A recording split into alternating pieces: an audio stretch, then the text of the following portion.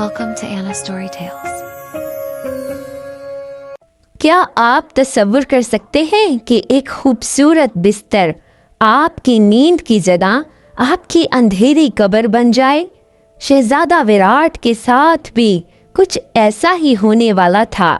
इसे बिल्कुल इल्म नहीं था कि जिस लड़की ने इसे पनाह दी है वो कोई मासूम लड़की नहीं बल्कि मौत का जाल बुनने वाली एक मक्कार शिकारी है। आज आप जानेंगे कि जब एक मक्कार ठग की बेटी किसी से मोहब्बत का झूठा नाटक करती है वो उसे तख्त तक नहीं बल्कि मौत के घाट तक कैसे ले जाती है। अगर आप चाहते हैं कि अगली बार कहानी में हम आपका नाम इस्तेमाल करें तो नीचे कमेंट बॉक्स में कमेंट कीजिए। रियासत चंपकगढ़ का शहजादा विराट अपनी बहादुरी, सखावत और जंगी महारत के लिए दूर दूर तक मशहूर था, लेकिन अपनों की ही हसद और मक्काराना साजिशों ने इसे इसके बूढ़े बाप की नजरों में गिरा दिया। राजा ने एक झूठी तोहमत के तहत गुस्से में आकर इसे आधी रात को महल से निकाल दिया और हुक्म दिया कि जब तक वो अपनी बेगुनाही का कोई बड़ा सबूत न लाए इस पाक सरजमीन पर वापस कदम न रखे। शहजादा विराट दुखी दिल के साथ अपना महल छोड़कर निकल पड़ा, लेकिन वो अकेला नहीं था। इसके साथ इसके पुराने और दाना उस्ताद गुरुदेव की दी हुई 3 नसीहतें और एक अजीबोगरीब पालतू जानवर था जो एक न्योला था। इसका नाम विराट ने चितर रखा था। चितर बहुत समझदार था, वो खतरे को भांपने में माहिर था। महल से रुखसत करते वक्त गुरुदेव ने विराट के कान में 3 नहायत अहम बातें कही थीं और कहा था कि परदेश में ये बातें तुम्हारी ढाल बनेंगी विराट। उन्होंने कहा था कि पहली नसीहत ये है कि जहाँ खामोशी हद से ज्यादा हो वहाँ कोई बड़ा शिकारी छुपा है। दूसरी नसीहत ये है जिस बिस्तर पर नींद बहुत सुकून की आए इसके नीचे अक्सर नुकीले कांटे छुपे होते हैं।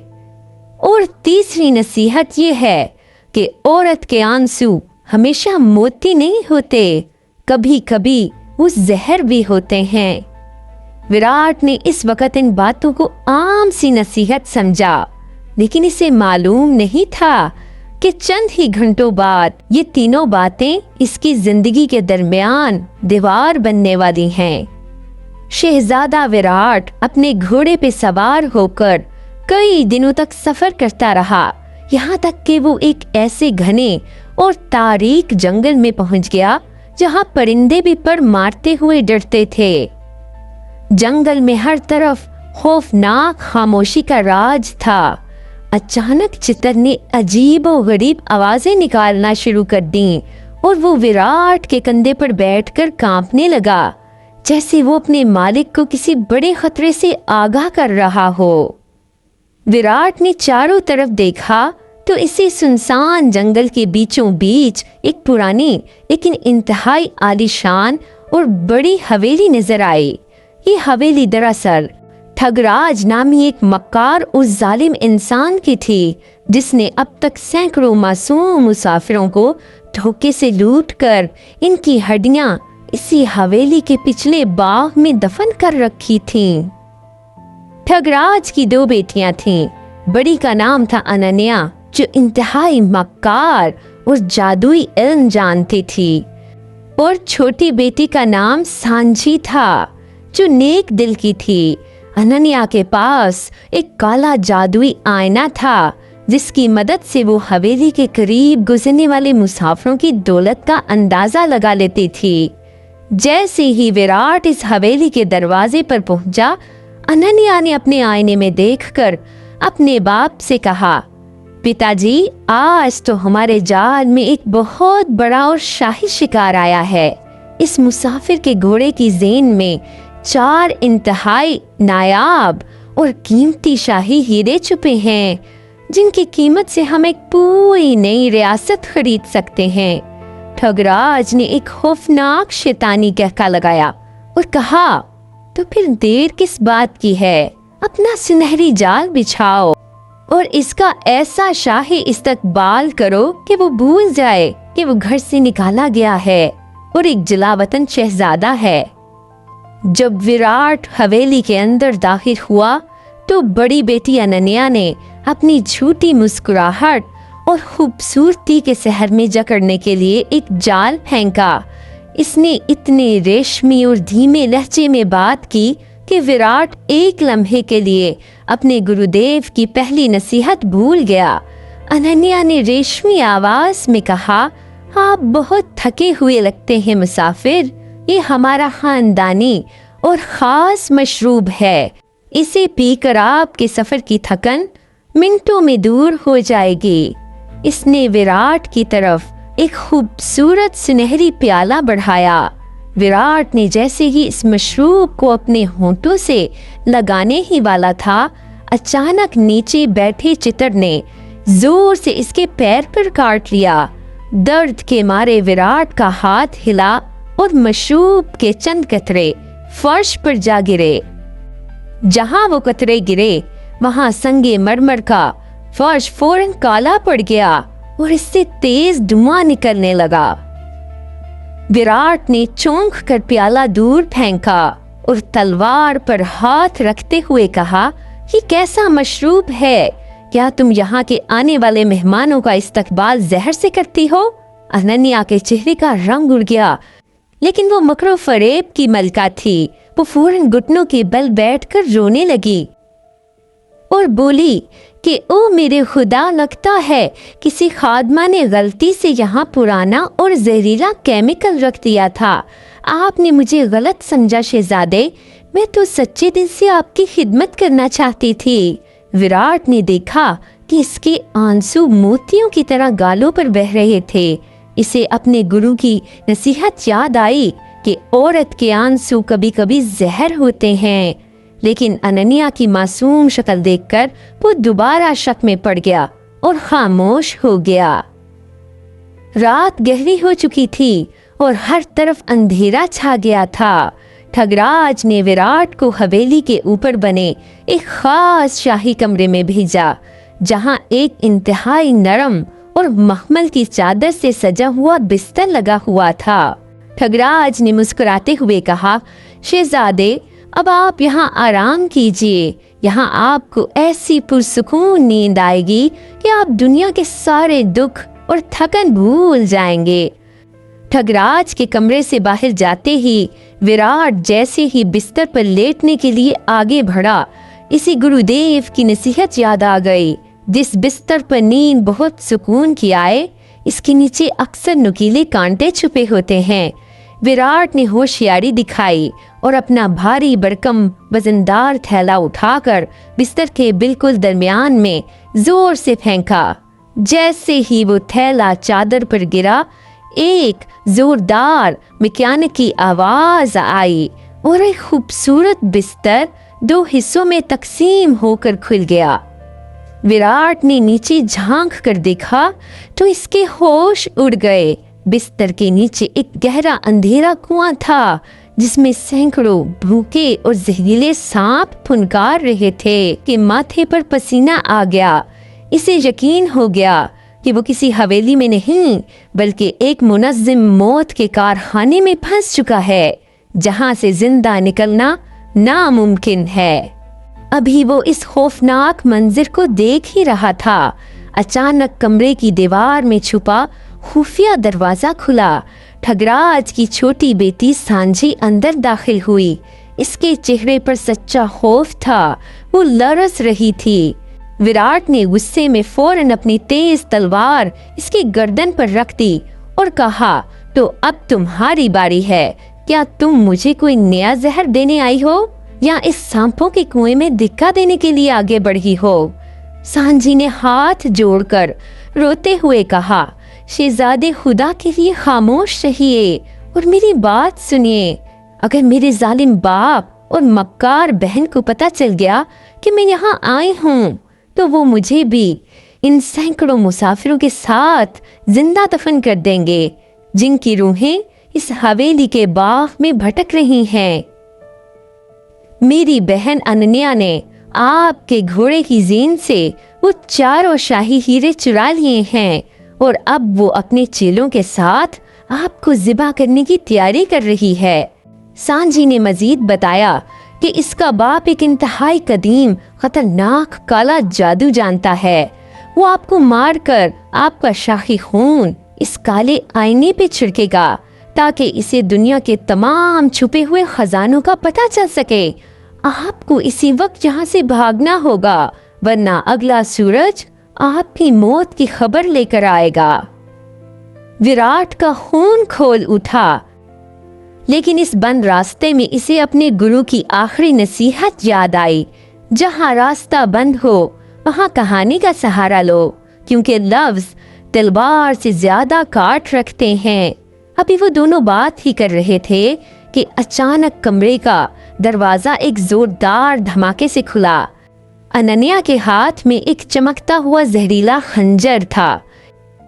इसके पीछे ठगराज और इसके कई मुसल्लह डाकू मौजूद थे। अनन्या ने एक कराहत आमेज हंसी हंसते हुए कहा, तो मेरी छोटी बहन गद्दार निकलेगी। ये मैंने सोचा ना था, लेकिन शहजादे अब बहुत देर हो चुकी है। तुम्हारा वो न्योला भी अब हमारे पिंजरे में कैद है। तुम्हारी ये तलवार मेरे जादू के सामने लकड़ी का टुकड़ा है और तुम्हारी मौत अब मेरे इस खंजर की नोक पर लिखी है। विराट ने कमाल का सब्र दिखाया। इसने अपनी तलवार नीचे कर दी और बड़े इत्मीनान के साथ कमरे में रखी एक शाही कुर्सी पर बैठ गया। इसके चेहरे पर मौत का कोई खौफ नहीं था, बल्कि एक गहरी और एक पुरस्कार मुस्कुराहट थी। विराट ने कहा, अनन्या तुम मुझे शौक से मार दो, लेकिन एक बात याद रखना, जो 4 हीरे तुमने चुराए हैं इनके साथ एक कदीम और खौफनाक शराब यानी बद्दुआ जुड़ी हुई है। क्या तुमने इस खूनी सुदागर की कहानी नहीं सुनी? अनन्या का लालच ही इसकी सबसे बड़ी कमजोरी था।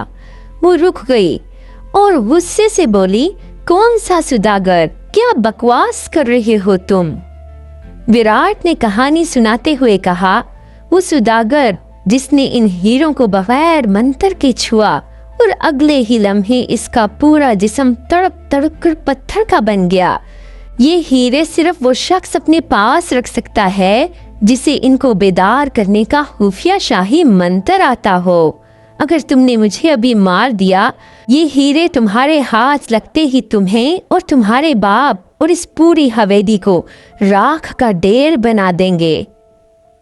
ठगराज आगे बढ़ा और गुस्से से चिल्लाया कि तुम अपनी जान बचाने के लिए झूठ बोल रहे हो, हम तुम्हारी बातों में नहीं आएंगे।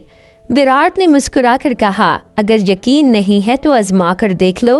वो हीरे यहाँ लाओ, मैं तुम्हारे सामने वो मंत्र पढ़ता हूँ ताकि हीरों की बद्दुआ खत्म हो जाए। अगर मैं झूठ बोल रहा हूँ तो तुम्हारा ये खंजर मेरी गर्दन के लिए तैयार ही है।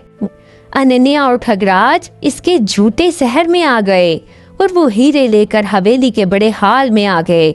विराट हाल के बीच में खड़ा हो गया और मंत्र पढ़ने का डरामा करने लगा। इसी दौरान इसने सांझी को आंख से एक खुफिया इशारा किया। जैसे ही सब लोग हीरों को देख रहे थे, विराट ने अपनी जेब से एक खास बारूद जैसा पाउडर निकाला जो इसे गुरुदेव ने दिया था और इसके पास चलती हुई बड़ी मशीन पर फेंक दिया। एक जोरदार धमाका हुआ और पूरे हाल में घना और हरा और अंधेरा धुआं फैल गया, जिससे किसी को कुछ भी नजर नहीं आया। ठगराज जोर से चीखा, पकड़ो इसे, वो मक्कार शहजादा हमें धोखा देकर भाग रहा है। इस घने धुएं और अंधेरे के बीच विराट ने अपनी तेज तलवार म्यान से निकाली। वो अब सिर्फ एक जलावतन शहजादा नहीं था, बल्कि एक बिखरा हुआ शिकारी बन चुका था। इसने अंधेरे में ठगराज के मुसल्ला आदमियों पर बिजली की तेजी से वार करना शुरू कर दिए और एक एक कर इनके हथियार गिराकर इन्हें ढेर कर दिया। दूसरी तरफ सांझी ने मौका पाते ही चितर के पिंजरे को खोलकर इसे आजाद कर दिया। चिता ने निकलते ही अनन्या के हाथ पर इतनी जोर से काटा कि इसके हाथ से वो चारों शाही हीरे जमीन पर गिर गए। विराट ने तड़प कर जमीन से हीरे उठाए, सांझी का हाथ मजबूती से पकड़ा और हवेली के अस्तबल की तरफ भागा। वहां उन्होंने ठगराज के सबसे तेज रफ्तार घोड़े पर बैठकर जंगल के रास्ते पर तूफान की तरह निकल गए। जब सुबह का हल्का सा सवेरा हुआ और धुआं छटा तो ठगराज ने देखा कि शहजादा और इसके हीरे और इसकी छोटी बेटी सांझी सब गायब हैं। इसकी आंखें गुस्से से सुर्ख हो गईं। इसने अपनी जादुई ऊँटनी निकाली जो हवा की रफ्तार से दौड़ सकती थी। ठगराज ने अपनी मकार बेटी अनन्या के साथ इस ऊँटनी पर सवार हुआ और जंगल की पटरियों पर इनका पीछा करने लगा। जंगल के आखिरी दिहाने पर विराट और सांझी एक ऐसे पुरानी लकड़ी के पुल के पास पहुंचे जो एक गहरी और खौफनाक खाई के ऊपर बना हुआ था, जिसके नीचे तेज लहरों वाला दरिया बहता था। ठगराज की जादुई ऊँटनी ने चंद मिनटों में इनका फासला खत्म कर दिया और वो इनके बिल्कुल करीब पहुंच गया। ठगराज ने चलते हुए एक जादुई रस्सी का जाल फेंका जो विराट के घोड़े के पैरों में जा उलझा। घोड़ा लड़खड़ा कर गिरा और विराट और सांझी दूर जा गिरे। ठगराज अपनी ऊँटनी से नीचे उतरा। इसके हाथ में एक बड़ी तलवार थी। वो पागलों की तरह हंस रहा था। इसने विराट से कहा कि तुमने मेरे घर की इज्जत छीनी, मेरी बेटी को गुमराह किया और मेरे हीरे लेकर भागे। अब मैं तुम्हें इस तड़पती हुई खाई में फेंक कर मार दूंगा। विराट जमीन से उठा। इसने अपनी तलवार सीधी की और सांझी को इशारा किया कि वो पुल पार करके दूसरी तरफ चली जाए। अब शहजादे की सच्ची महारत और ठग की मकाराना जादुई ताकत के दरमियान एक आखिरी और फैसला कुन मुकाबला शुरू हो चुका था। दोनों की तलवारें जब आपस में टकराती थीं तो पूरे जंगल में इनकी गूंज सुनाई देती थी। ठगराज ने मकर करते हुए जमीन से मिट्टी उठाकर विराट की आंखों में फेंकने की कोशिश की और अपना खंजर इसके सीने की तरफ बढ़ाया, लेकिन विराट ने चुस्ती का मुजाहरा करते हुए हवा में कलाबाजी खाई और रास्ता बदलकर अपनी तलवार का एक भरपूर और जोरदार वार इस पुरानी लकड़ी के पुल के मरकजी रस्से पर कर दिया। पुल का रास्ता कटते ही वो पूरा लकड़ी का ढांचा चरचराहट की आवाज के साथ टूटने लगा। ठगराज का तवाजुन बिगड़ा और वो संभल न सका। विराट ने एक आखिरी ठोकर मारी जिसके नतीजे में मक्कार ठगराज और इसकी जादुई ऊँटनी तेज चीखों के साथ इस गहरी खाई और दरिया के इस बेरहम लहरों में जा गिरे जहां इनका नामो निशान मिट गया। अनन्या दूर खड़ी ये मंजर देखकर खौफ से कांपने लगी और जंगल के अंधेरों में हमेशा के लिए भाग गई। सूरज पूरी आबोताब के साथ तलु हो रहा था और रोशनी की किरणें चारों तरफ फैल रही थीं। चंबकगढ़ के शाही महल के सामने शहजादा विराट और सांझी खड़े थे। विराट ने न सिर्फ अपनी जान बचाई बल्कि वो इन चारों नायाब हीरों को भी बाहिफाजत वापस ले आया था, जो दरअसल इस रियासत का एक कदीम सरमाया थे। इसने राजा के दरबार में जाकर वो तमाम सबूत और हकाइक पेश किए जिससे साबित हो गया कि महल के गद्दार वजीरों ने इसे फंसाने के लिए ठगराज के साथ खुफिया हाथ मिलाया था। राजा को अपनी गलती का शदीद एहसास हुआ। इसने गद्दार वजीरों को हमेशा के लिए तलमलाती हुई जेल में डालने का हुक्म दे दिया। बूढ़े राजा ने आगे बढ़कर अपने बहादुर बेटे विराट को सीने से लगा लिया और अपनी आंखों में आंसू लिए माफी मांगी। विराट ने मुस्कुराकर अपने बाप से कहा, पिताजी, ये जीत अकेली मेरी नहीं है बल्कि ये मेरे गुरुदेव की दी हुई अनमोल नसीहतों और इस नेक दिल लड़की सांझी की है, जिसने अपने जालिम खानदान के खिलाफ जाकर सच का साथ दिया। शहजादा विराट ने पूरे शाही एजाज के साथ सांझी से शादी की और इसे अपने महल की मलिका बनाया। इस जंगल की इस खौफनाक और खूनी हवेली को हमेशा के लिए गिरा दिया गया और इसकी जगह एक बड़ा और खूबसूरत आश्रम बनाया गया। जहां अब गुजरने वाले तमाम गरीब और मुसाफिरों को मुफ्त खाना और पुरसुकून पनाह मिलती थी।